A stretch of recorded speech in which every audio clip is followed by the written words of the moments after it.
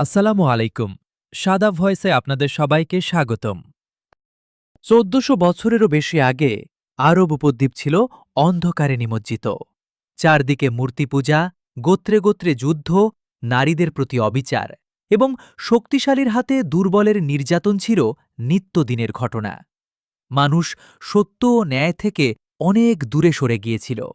ঠিক এমন সময় মহান আল্লাহ মানবজাতির জন্য রহমতস্বরূপ পাঠালেন মহানবী হজরত মুহাম্মদ সল্লাল্লাহু আলাইহি ওয়াসাল্লামকে।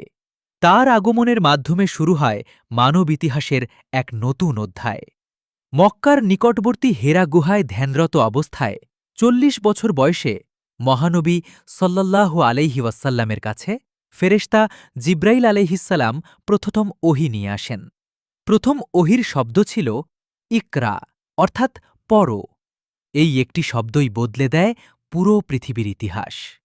নবী সাল্লাল্লাহু আলাইহি ওয়াসাল্লাম মানুষকে আহ্বান জানাতে শুরু করেন, আল্লাহ এক, তিনি ছাড়া কোনো উপাস্য নেই। কিন্তু মক্কার কুরাইশ নেতারা এই আহ্বান মেনে নিতে পারল না, কারণ তাদের ব্যবসা ও ক্ষমতার বড় অংশই মূর্তি পূজার ওপর নির্ভরশীল ছিল। যারা ইসলাম গ্রহণ করতেন তাদের ওপর নেমে আসত ভয়াবহ নির্যাতন। হজরত বিলাল রদিয়াল্লাহু আনহুকে উত্তপ্ত মরুভূমির বালুর ওপর শুইয়ে বুকের ওপর বিশাল পাথর চাপিয়ে দেওয়া হতো। তবুও তিনি উচ্চারণ করতেন, আহাদ, আহাদ, আল্লাহ এক, আল্লাহ এক। হজরত সুমাইয়া রদিয়াল্লাহু আনহা ইসলামের প্রথম শহীদ হন। দিন দিন অত্যাচার আরও বেড়ে যেতে থাকে। অবশেষে আল্লাহর নির্দেশে মহানবী সাল্লাল্লাহু আলাইহি ওয়াসাল্লাম মক্কা ছেড়ে মদিনায় হিজরত করার সিদ্ধান্ত নেন। রাতের অন্ধকারে তিনি হজরত আবু বকর রাদিয়াল্লাহু আনহুকে সঙ্গে নিয়ে যাত্রা শুরু করেন। কুরাইশরা তাদের হত্যা করার জন্য চারদিকে লোক পাঠায়। তারা আশ্রয় নেন সাওর গুহায়।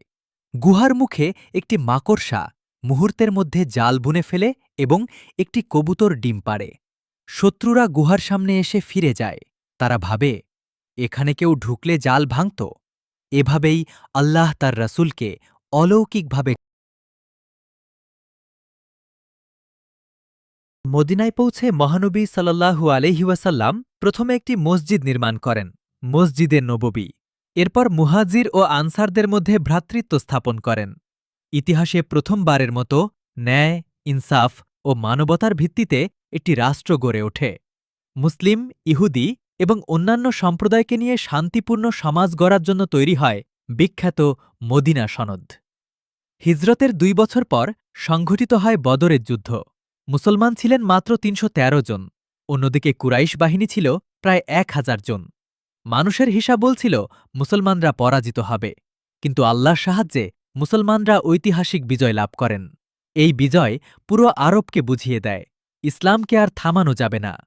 হিজরতের ৮ বছর পরে মহানবী সাল্লাল্লাহু আলাইহি ওয়াসাল্লাম প্রায় ১০,০০০ সাহাবীকে সঙ্গে নিয়ে মক্কার দিকে অগ্রসর হন।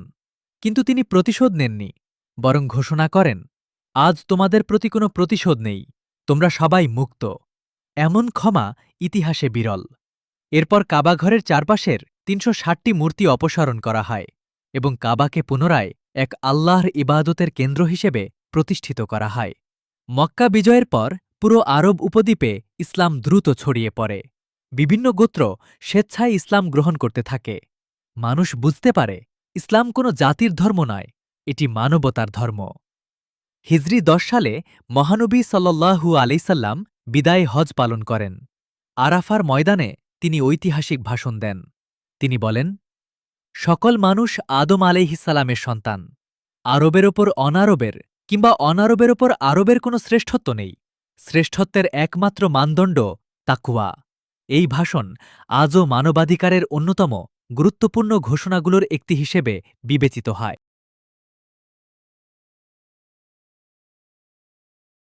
আরবের মরুভূমি থেকে যে আলোর যাত্রা শুরু হয়েছিল তা আজ পৃথিবীর প্রতিটি প্রান্তে পৌঁছে গেছে।